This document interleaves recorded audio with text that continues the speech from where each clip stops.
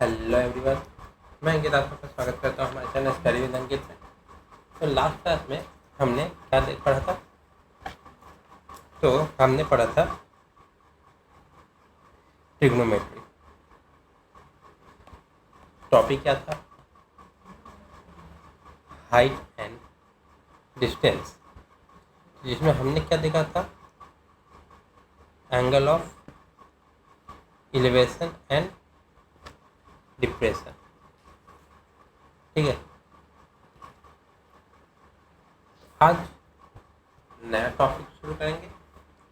जैसे कि हमने एंगल डिप्रेशन में हमने एंगल निकालना देखा था। ये एंगल सेम रहता था, ये एंगल रहता था, ऐसे रहता था। तो ये दोनों, इसका सम 180, इसका भी सम 180, जो ये रहता था उतना ही ये रहेगा।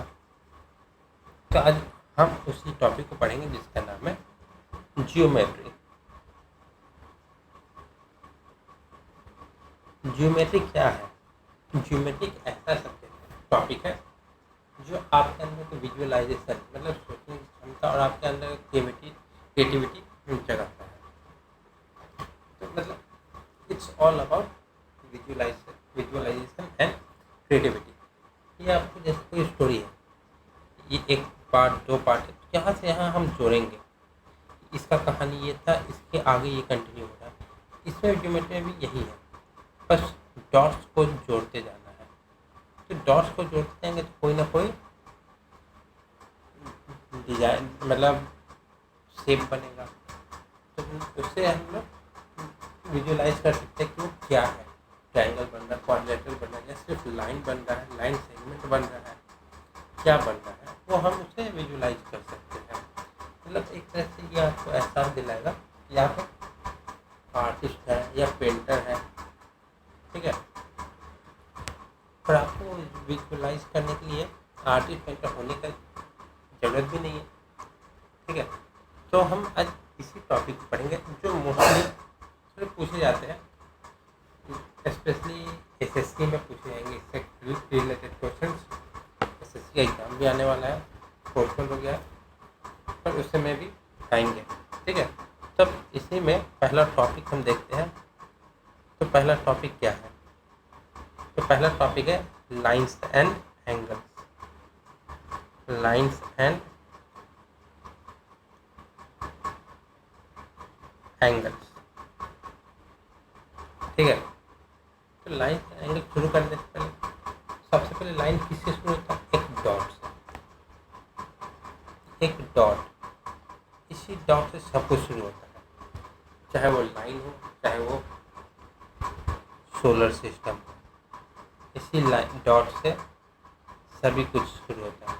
ये डॉट बन गया तो लाइन बन गया, ये डॉट हट गया तो फिर यूनिवर्स का शुरुआत हुआ। तो सबसे पहला टॉपिक क्या आएगा लाइन्स एंड एंगल में? Point.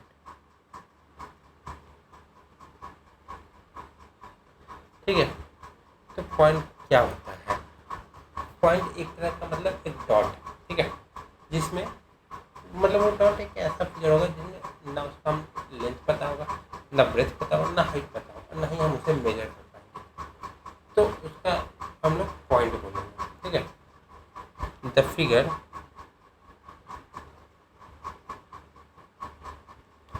of which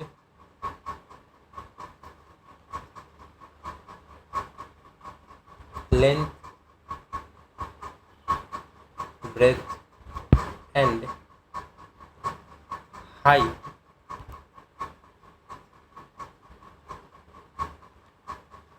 cannot be measured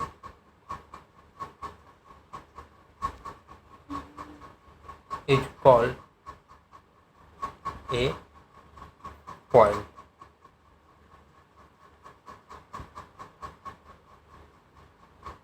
ठीक है, तो ये पॉइंट। अब लाइन क्या है? अगला हो गया लाइन।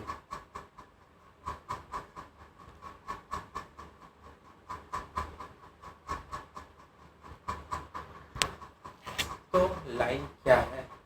लाइन बहुत सारे पॉइंट्स का कॉम्बिनेशन। ठीक है, इनफाइनाइट नंबर को मिलाते हैं वो एक लाइन बनता है। लाइन का सिर्फ लेंथ होता है, उसकी विड्थ तो नहीं होता, ना ही हाइट होता है। और ये इसकी मतलब दोनों डायरेक्शन में ये एक्सटेंड किया जा सकता है। जैसे कि एक मिनट, इसका तो हमने एग्जाम्पल पॉइंट यही नहीं,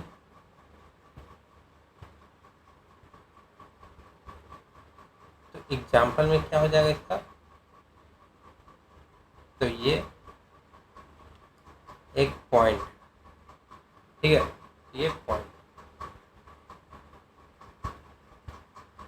तो लाइन में क्या हो जाएगा, मान लीजिए ये पॉइंट है, एक और पॉइंट ऐड हुआ, एक और पॉइंट ऐड हुआ, एक और पॉइंट, एक और पॉइंट, ये पॉइंट ऐड होते गया, इधर भी हुआ। तो ये क्या दिख रहा है, एक ये ऐसा लाइन दिख रहा है जो इस साइड भी बढ़ रहा है, इस साइड भी बढ़ रहा है। तो इसी को लाइन कहते हैं, जहाँ पे इन्फाइनाइट नंबर ऑफ पॉइंट्स होते हैं और वो दोनों साइड में बढ़ सकते हैं, ठीक है, जिसे कोई अंत नहीं है। तो a line is made up of A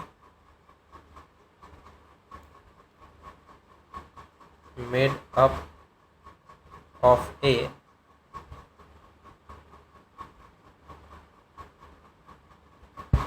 infinite number of points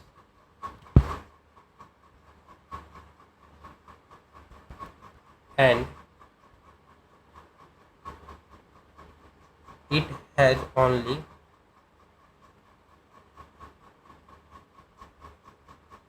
length, that is, it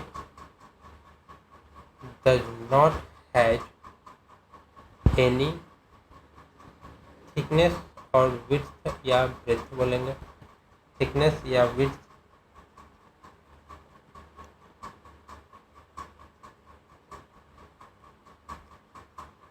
a line is endless, endless नहीं, endless मतलब क्या हुआ, ये दोनों डायरेक्शन में एक्सटेंड हो सकता है। It can be extended in both direction. तो इसका एग्जाम्पल क्या हो जाएगा,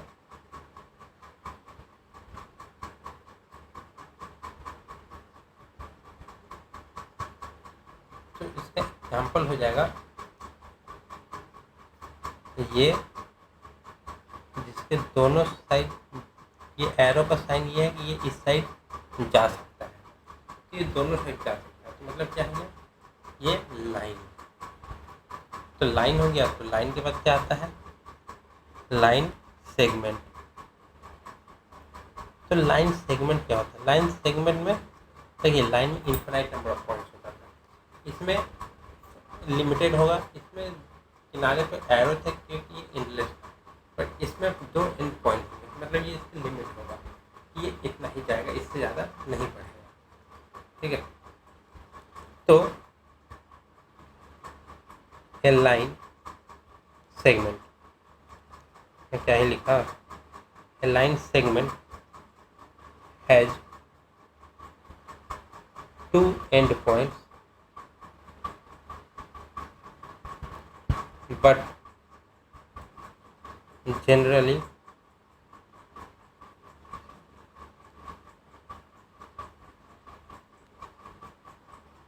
a speaking line segment is called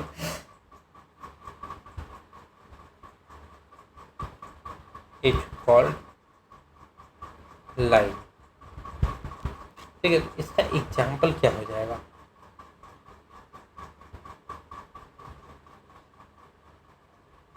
ये एक लाइन एक खींच दिए और ये दो एंड पॉइंट हो गया ए बी, ठीक है।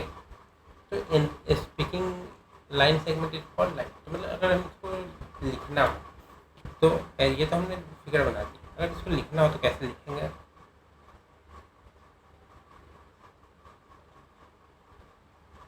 Line segment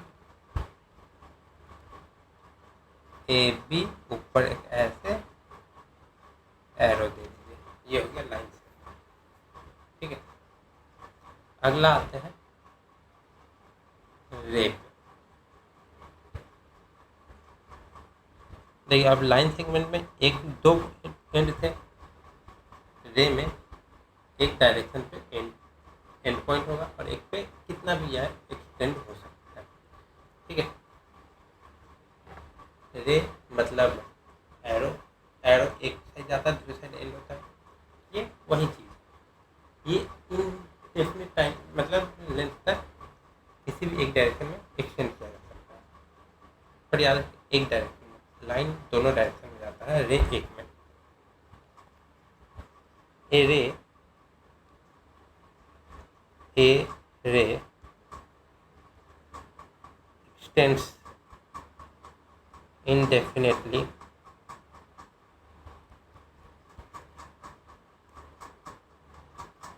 in one direction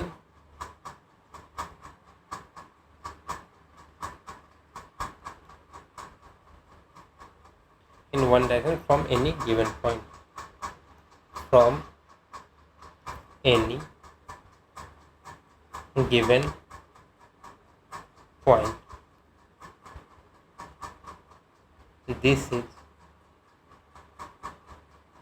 exhibited by an arrow, मतलब इसे एरो द्वारा दिखाया जाता है।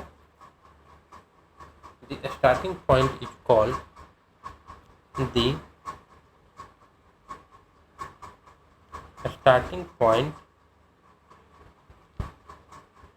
is called initial point।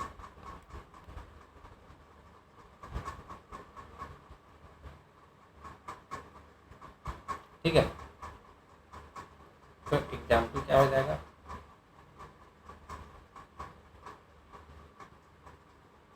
ये लाइन हुआ, एक हमने एरो लगा दिया और यहाँ पे एक एंड पॉइंट है, यहाँ पे 0। ठीक है, मतलब ओ से शुरू हुआ, ये इन्फिनाइट टाइम तक मतलब डायरेक्शन तक जाएगा। अब आते हैं अगला है प्लेन। प्लेन का मतलब एरोप्लेन ना समझे, प्लेन का मतलब होता है जिसकी हाइट ना हो, जिसका सिर्फ लेंथ और ब्रेथ। ठीक है, तो इसको लिखेंगे it has flat surface, it is a flat surface. मतलब अगर कोई आपका ग्राउंड फ्लोर का बात है तो फ्लोर एक प्लेन है, और यही रूम का बात तो प्लेन में नहीं आए क्योंकि उसके हाइट हो गया। फ्लोर है, फ्लोर की लंबाई है, चौड़ाई है, हाइट नहीं है। Flat surface having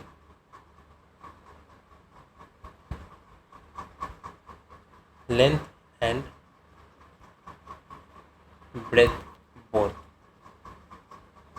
but no thickness। ठीक है, it has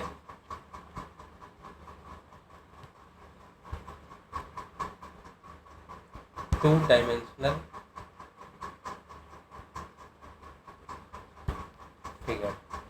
टू डायमेंशनल मतलब एक्स और वाई पे इसका फिगर होगा। ठीक है, एग्जाम्पल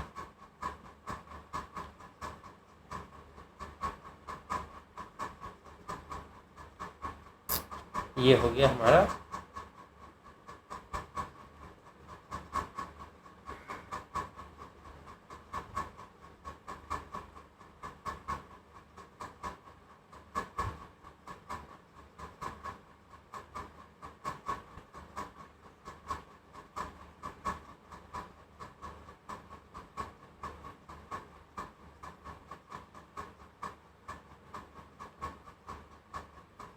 जो एरिया सेट कर रहे हैं वही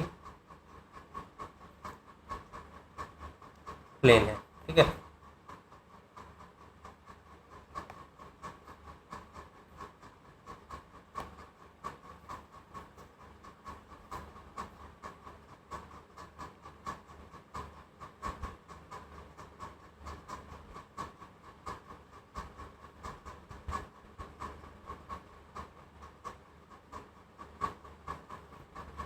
ठीक है, ये जो शेडेड एरिया है ये प्लेन है।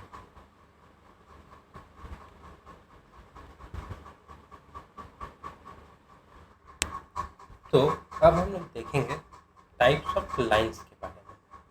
ठीक है,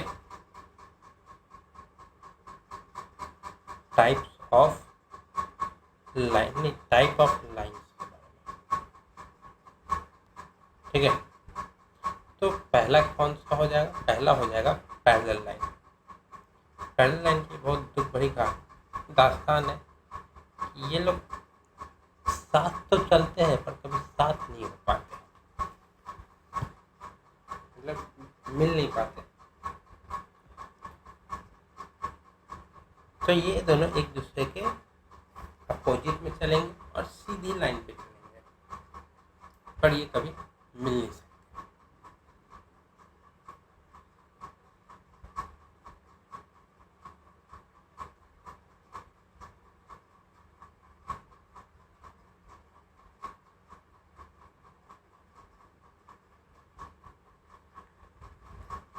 ठीक है, तो इसका डेफिनेशन क्या हो जाएगा?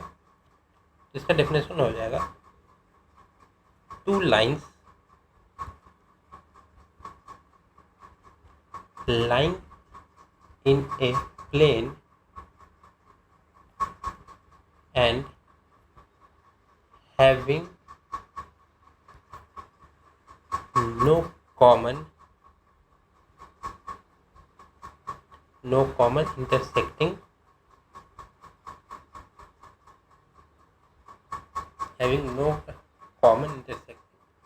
point are called parallel lines.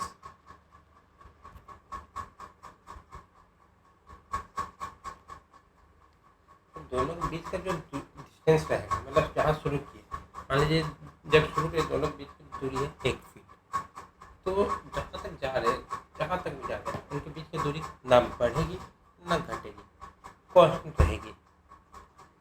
The distance between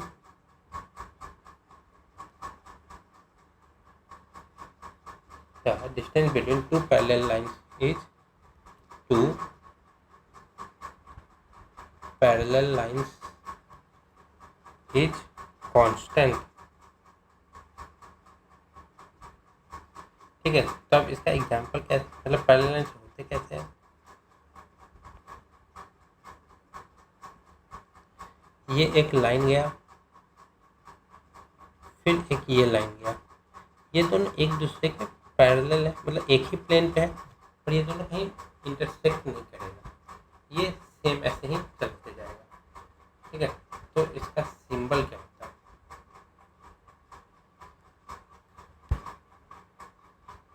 symbol, तो इसका सिंबल हो जाएगा ऐसे, ये इसका सिंबल होता है कि अगर ऐसे तो सीधी लाइन दी है तो मतलब ये पैरेलल, मतलब मान लीजिए ये AB है, ये CD है, तो AB पैरेलल टू CD ये हो जाता है।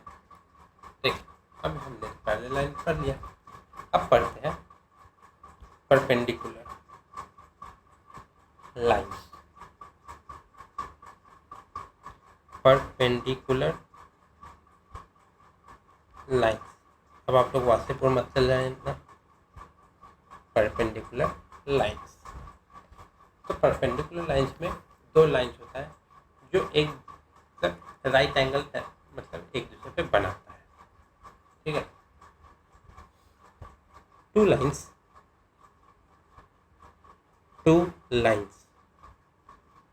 which lie in a single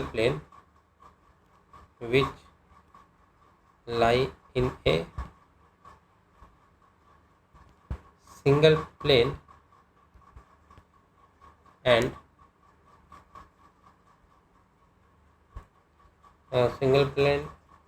intersect each other at 90 degree right angle and intersect each other at right angle बोले या 90 डिग्री बोले, बात एक ही है, जो कि हम अभी आगे एंगल्स में पढ़ेंगे। Are called perpendicular lines. Perpendicular lines. ठीक है, तो इसका एग्जाम्पल हम देखते हैं। एग्जाम्पल कैसे हो जाता है, ये एक लाइन है, फिर ये एक लाइन है, तो ये जो एंगल 90 डिग्री बनाया तो ये एक दूसरे का परपेंडिकुलर है। अब इसको रिप्रेजेंट सिंबल क्या हो जाएगा, सिंबल, तो इसका सिंबल हो जाएगा ये और ये, मतलब उल्टा टी अगर है तो परपेंडिकुलर लाइन का सिंबल हो गया। अब इसके आखिरी टाइप पे आते हैं, तो आखिरी है कॉन्करेंट लाइन। कॉन्करेंट लाइन होता है कि एक ही पॉइंट से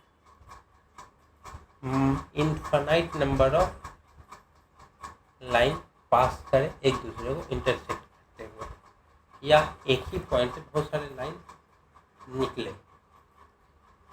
ठीक है, या तो ये भी बोल सकते हैं कि एक पॉइंट है उससे infinite number of line segment बन रहा हो, concurrent lines.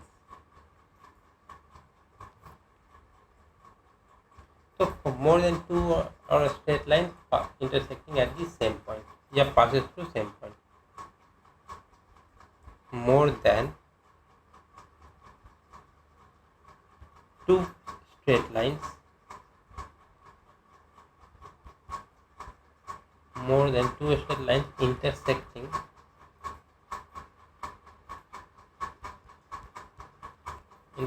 at the same point।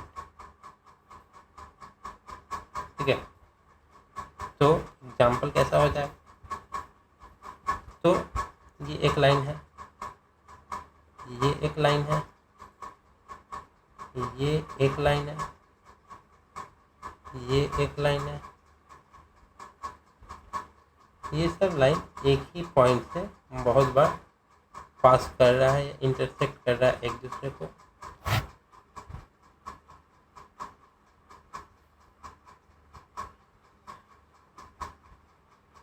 ठीक है, तो ये सब एक ही पॉइंट पे जो कि है यहाँ पे एक दूसरे से इंटरसेक्ट कर रहा है।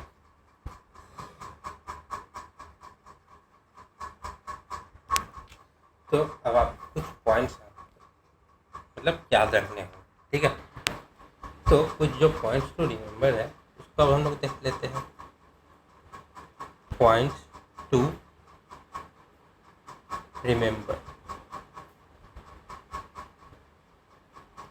तो पहला क्या है, तो line contains infinitely many points. तो ये एक लाइन है, ठीक है, इसमें मेनी पॉइंट्स हो सकते हैं इनफाइनाइट। ठीक है, कोई काउंट नहीं है, ये लाइन और एक्सटेंड होगा तो और पॉइंट बढ़ेंगे। ठीक है, a line contains infinitely many points। ठीक है, सेकंड क्या है कि दो लाइन है, ठीक है, वो इंटरसेक्ट कर रहा है, तो जहाँ इंटरसेक्ट कर रहा है उसको हम लोग पॉइंट कहते हैं। ठीक है, तो ये लाइन है, अब ये इंटरसेक्ट कर रहा है, इस पॉइंट को हम बोलेंगे पॉइंट या तो फिर इंटरसेक्टिंग पॉइंट। ठीक है, तीसरा क्या है, तीसरा है कि अगर एक पॉइंट से, ठीक है, मान लीजिए एक गिवन पॉइंट है, यहाँ से बहुत सारे लाइन क्रॉस कर रहे हैं, तो ये क्या हो गया, कंकरेंट लाइन। ठीक है, अब मान लीजिए दो पॉइंट दिया हुआ है, एक यहाँ पे एक यहाँ पे, तो इन दो पॉइंट के बीच से, ठीक है, ये सिर्फ और सिर्फ एक लाइन पार कर सकता है, एक ही लाइन, एक से ज़्यादा लाइन यहाँ से पार नहीं करेगा।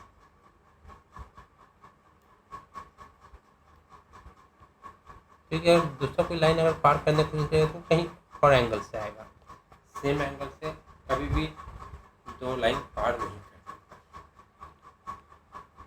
Only one line pass through two points. ठीक है, तो अगला पॉइंट देखते हैं, फिफ्थ क्या कह रहा है। ठीक, फिफ्थ बात कर रहा है कोलिनियर और नॉन कोलिनियर पॉइंट। एक लाइन है, वो क्रॉस करता है दो या दो से ज़्यादा पॉइंट को, तो इसको कहते हैं कोलिनियर पॉइंट।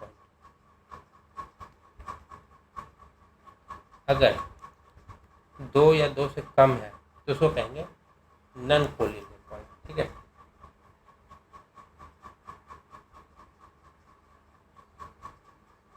अगला है कि दो लाइन है, ये इंटरसेक्ट अगर एक दूसरे करेंगे तो सिर्फ एक ही जगह इंटरसेक्ट कर सकते, एक से ज़्यादा जगह इंटरसेक्ट नहीं कर सकते। जहाँ पे कर इसको पॉइंट कहते हैं और पॉइंट ऑफ इंटरसेक्शन कहेंगे। और जो लाइन इसे कर रहे हैं इस लाइन को कहेंगे इंटरसेक्टिंग लाइन, इंटरसेक्टिंग लाइंस। ठीक है, अगले पे आते हैं।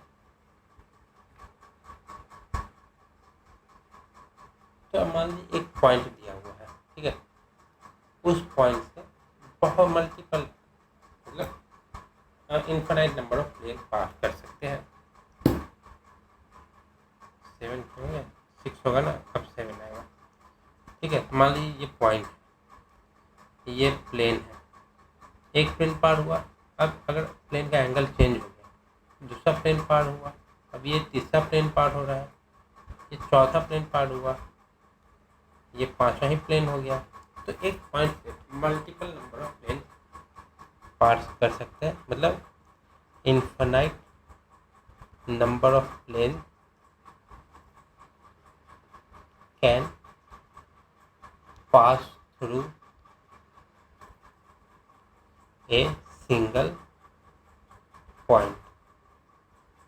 ठीक है,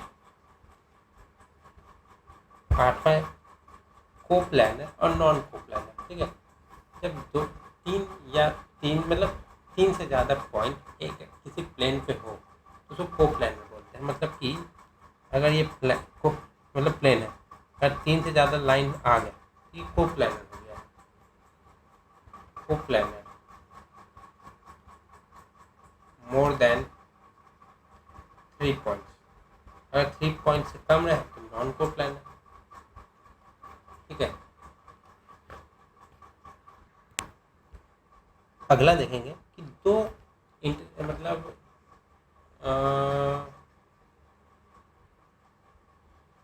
दो लाइन, ठीक है, दोनों किसी थर्ड लाइन के परपेंडिकुलर है।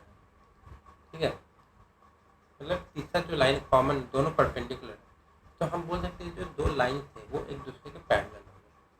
ठीक है, मान लीजिए एक लाइन है, इसके परपेंडिकुलर दो लाइन है, मतलब एक यहाँ पे परपेंडिकुलर हो रहा है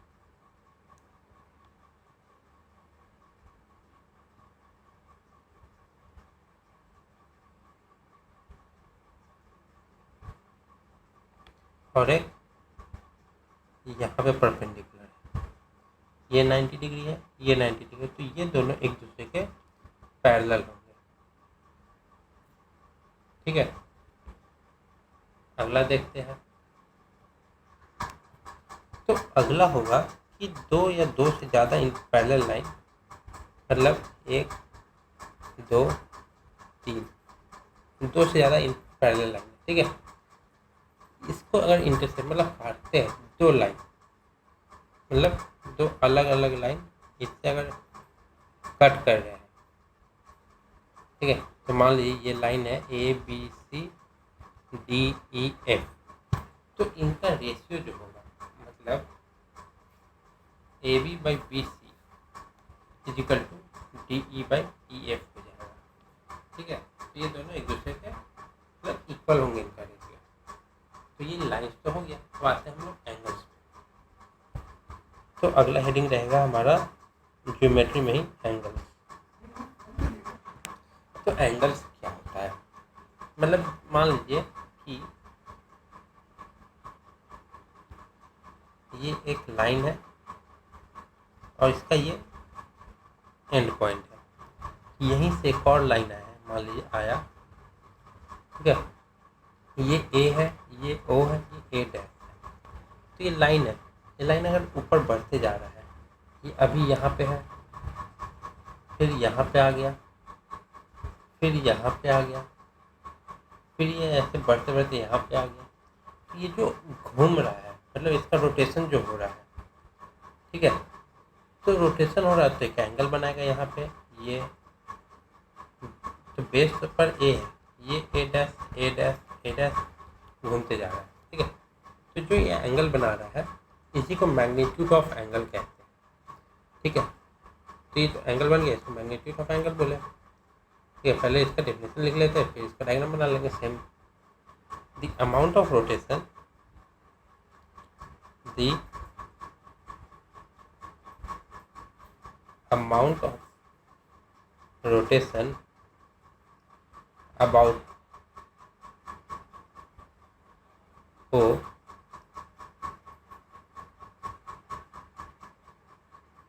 the vertex of the angle, the vertex of the angle A O A dash is called magnitude of an angle,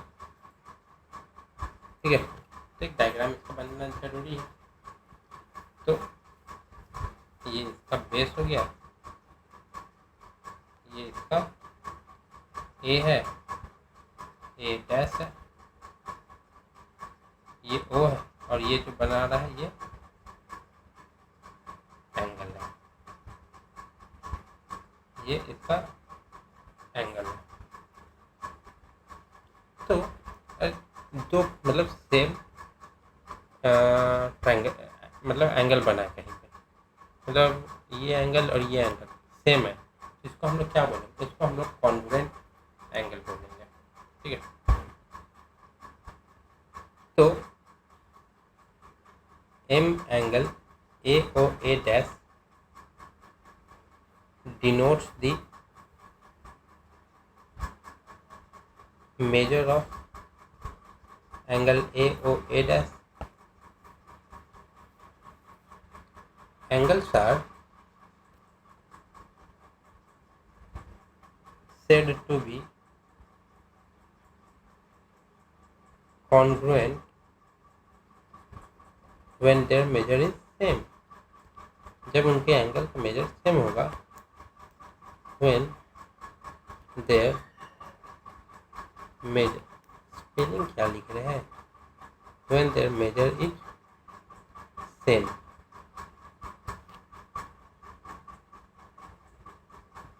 symbol क्या हो जाता है इसका, सेम दिखाने का,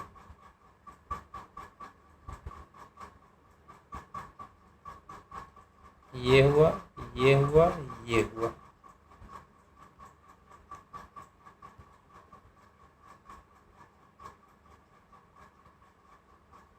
ठीक है। अब हम देखेंगे टाइप्स ऑफ एंगल, उसकी प्रॉपर्टी और उसका डायग्राम, ठीक है।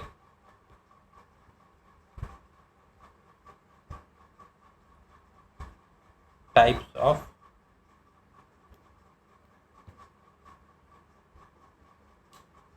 ऑफ एंगल, ठीक है।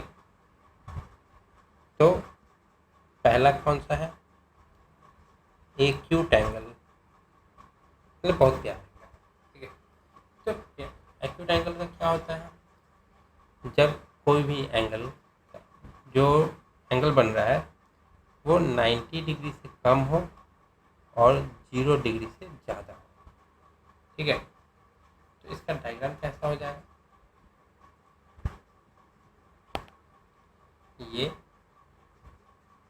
एक ए ओ बी और ये जो है एंगल आया ये angle A O B is an acute angle. Acute angle होता है जिसका जो एंगल है वो 90 जीरो से ज़्यादा 90 से कम होगा। ठीक है, एक्यूट तो हो गया। अब क्या आएगा? अब आएगा राइट एंगल ट्रायंगल। नहीं, राइट एंगल ट्रायंगल में तो ये है राइट एंगल। तो राइट एंगल में जो होता है इसका एंगल होता है जो 90 डिग्री होता है। तो डायग्राम कैसा होगा? ये एक लाइन, ठीक इसके पैरेलल एक और लाइन, ए हो गया, ओ हो गया, बी हो गया। तो ये जो एंगल बना ये थीटा बना। तो थीटा 90 डिग्री हो गया। तो angle A O B is a right angle. Acute हो गया, एंगल हो गया, राइट एंगल हो गया। अब तीसरा आता है ऑब्ट्यूस एंगल।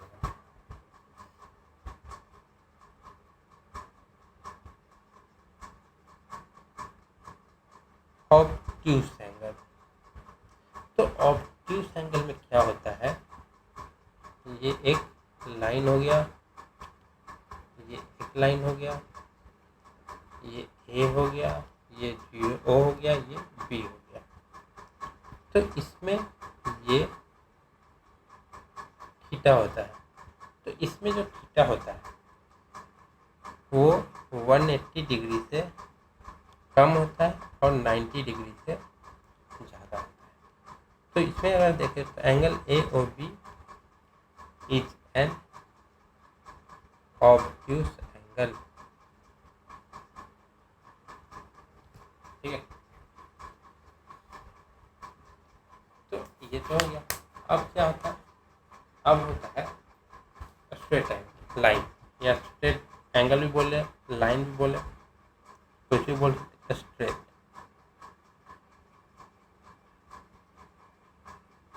ठीक है, तो स्ट्रेट में क्या होता है? स्ट्रेट में एक स्ट्रेट लाइन हो जाता है जिसका एक सेंटर होता है ए ओ बी। तो ये जो सेंटर का हाफ ये सर एंगल बना रहा है वो थीटा हो गया। तो इसमें थीटा इज इक्वल टू होता है 180 डिग्री। ठीक है, तो angle A O B is a straight line. ठीक है, अब क्या है? स्ट्रेट हो गया। अब हम लोग यहाँ से चले थे, यहाँ आए, यहाँ आए, यहाँ आए, यहाँ आए, तब यहाँ या यहाँ भी तो जाना है। तो अगला क्या हो जाएगा? अगला हो जाएगा रिफ्लेक्स एंगल। रिफ्लेक्स, ठीक है। तो रिफ्लेक्स एंगल में क्या होता है? तो रिफ्लेक्स एंगल होता है एक ये लाइन हो गया और ये एक नीचे की ओर एंगल जाता है ए ओ बी। तो इसमें जो एंगल होगा ये बाहर से घूम के आएगा, तो इसको थीटा बोलेंगे। और जो ये है ओ, तो इसमें जो है थीटा क्या हो जाएगा? थीटा अब एक तो आधा तो 180 है, तो ये पूरा जाएगा तो कितना? 360 डिग्री से कम होगा और 180 डिग्री से ज़्यादा होगा। तो angle A O B is reflex angle.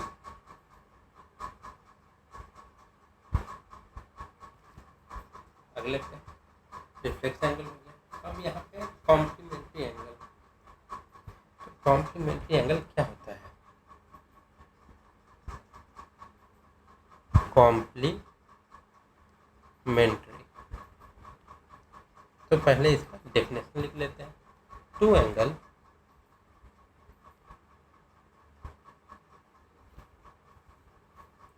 whose sum is 90 degree. ठीक है, तो उसको हम लोग कॉम्प्लीमेंट्री एंगल बोलते हैं एक दूसरे का।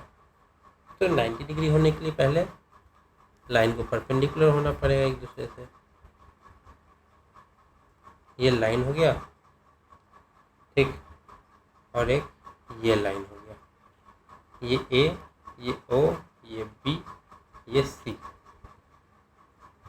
तो ये हुआ हमारा θ2, ये हुआ θ1। तो दो एंगल को मिला के 90 डिग्री होना है। तो θ1 plus θ2 is equal to 90 degree. ये कॉम्प्लीमेंट्री एंगल हो गया। ठीक है, तो इसको अगर हम लोग ब्रेक करें तो दो एंगल है, एक ये है, एक ये है, एक है ए ओ बी, एक ए है बी ओ सी। नहीं, नाम अलग कर देते हैं, कंफ्यूजन ना हो कि दो एंगल है, दोनों को मिला के 90 डिग्री करना है। तो एक एंगल है MNO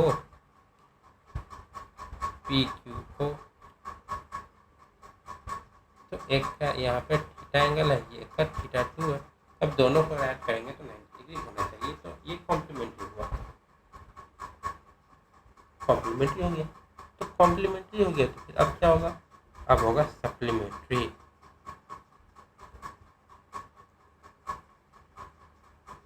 supplementary,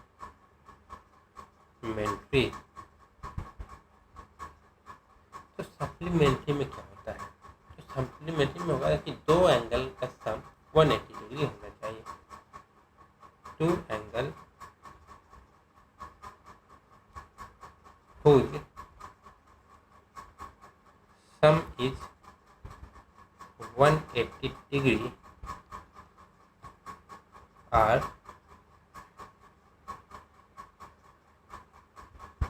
supplementary angle or supplementary to each other।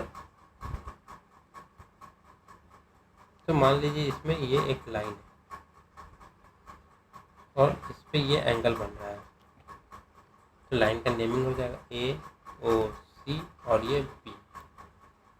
तो इसको हम क्या कर सकते हैं, एक तो ये एंगल मान लेंगे θ1, एक को ये एंगल मान लेंगे θ2। मान लीजिए दो एंगल बना रहे हैं, ऐसे अगर मैं की दोनों का वैल्यू सेम अलग अलग है, तो हमें अलग अलग टाइप से एंगल बनाना है एक ही में।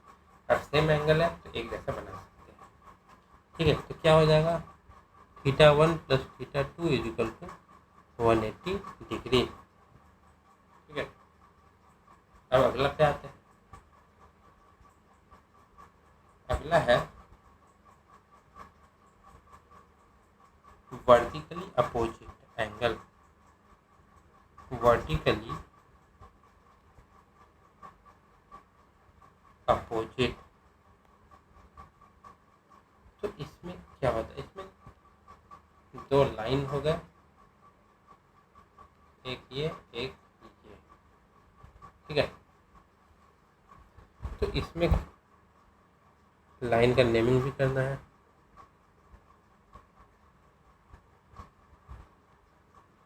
तो लाइन का नेमिंग क्या हो जाएगा, ये ए है, ये बी है, ये सी, ये डी, और इसमें ये एंगल और ये एंगल सेम होगा, ये एंगल और ये एंगल अलग अलग सेम होगा। कैसे, अब इसमें आप ध्यान से देखिएगा कि ये एक लाइन है। ठीक है, तो इस पे कितना एंगल बनता है, 180 डिग्री। तो ये कुछ होगा और ये कुछ होगा। ठीक है, हमने ये लाइन देखा, अब हम इसी में ये लाइन देखते हैं, तो ये भी 180 डिग्री होगा। तो ये कुछ होगा, ये लाइन और ये लाइन को देखिए, ये कुछ होगा, तो जो ये होगा तो ये कितना होगा, 180 डिग्री माइनस ये, और ये कितना होगा, 180 डिग्री माइनस ये। तब ये कांस्टेंट दोनों में सेम है, तो इसकी वैल्यू भी सेम होगी। ठीक उसी प्रकार ये लाइन हो गया और ये लाइन हो गया, ये सेम है, ये सेम है, तो ये जो बीच का बचा ये भी तो सेम ही होगा। इसके जो यहाँ होगा वो यहाँ पे होगा।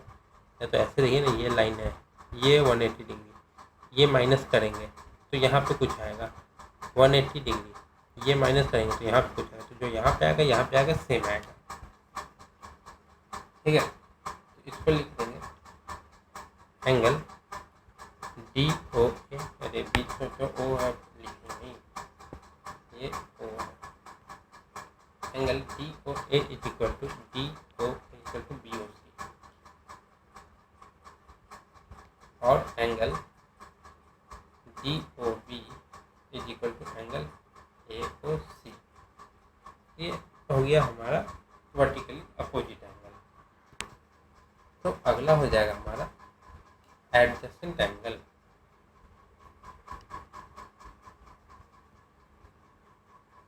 एडजेसेंट एंगल्स, तो एडजेसेंट एंगल क्या होता है? तो एडजेसेंट एंगल होता है कि जब उसका मतलब कॉमन बेस है या कॉमन साइड है, मतलब वो सेम है, मतलब जो इसको वर्टेक्स होता है जहाँ मिलते हैं वो कॉमन होना चाहिए, पर एक दूसरे को ओवरलैप नहीं करना चाहिए। तो इसका एग्जांपल होगा कि ये साइड एक होना चाहिए, ये एक साइड हमने कॉमन मान लिया, ठीक है, ये एक कॉमन साइड हो गया। यहाँ से सेम वर्टेक्स से एक ये लाइन निकला और सेम वर्टेक्स से एक ये लाइन निकला, नहीं तो मान लीजिए एक ये लाइन निकला सेम वर्टेक्स से, तो ये हो गया ए ओ बी बी ओ सी। ठीक है, तो ये हो जाएगा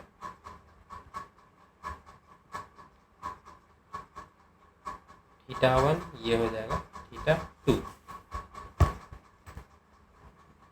तो इसमें हम क्या लिख सकते हैं? Angle A O B and angle B O C are adjacent angle. ठीक है, तो एडजेसेंट एंगल में क्या होता है? Adjacent angles must have a common side. तो यहाँ पर हम देखें तो कॉमन क्या है?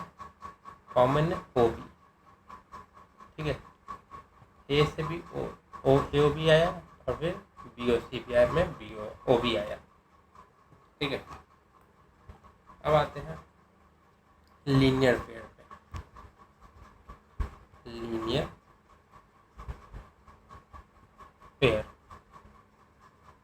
लीनियर पेयर, लीनियर पेयर और एडजेसेंट एंगल में मतलब बस इतना अंतर होता है कि एडजेसेंट एंगल में एंगल कितना होगा ये फिक्स नहीं रहता, पर लीनियर पेयर में एंगल हमेशा सप्लीमेंट्री होगा, मतलब जो दो एंगल होंगे उनका सम आएगा 180। ठीक है, तो इसका डेफिनेशन क्या हो जाएगा? One side must be common, जैसे इसमें था एडजेसेंट में one side must be common and these two angles must be supplementary, मतलब सम इनका 180 डिग्री होना ही चाहिए।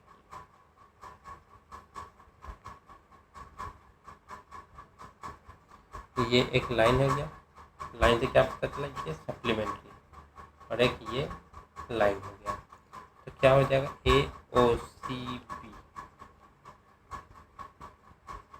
ये थीटा 1, ये थीटा 2।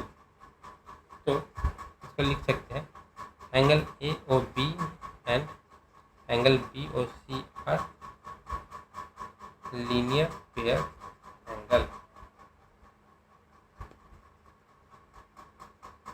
ठीक है, तो आज के लिए इतना ही रखते हैं, कल कुछ और डायग्राम देखेंगे इसी का, और क्वेश्चन आंसर इससे रिलेटेड जो भी है वो करेंगे। कैसे टास्क कर सकते थे, पर क्वेश्चन आंसर सॉल्व करना नहीं होता। तो कल इसी को आगे देखेंगे और इसी से रिलेटेड जो जो क्वेश्चन आंसर है वो करेंगे। तब तक के लिए वीडियो को लाइक करें, डाउट हो तो कमेंट में पूछें और ज़्यादा से ज़्यादा लोगों तक शेयर करें और चैनल को सब्सक्राइब करना ना भूलें। तब तक के लिए जय हिंद, जय Bharat, thank you so much. मिलते हैं अगली क्लास में।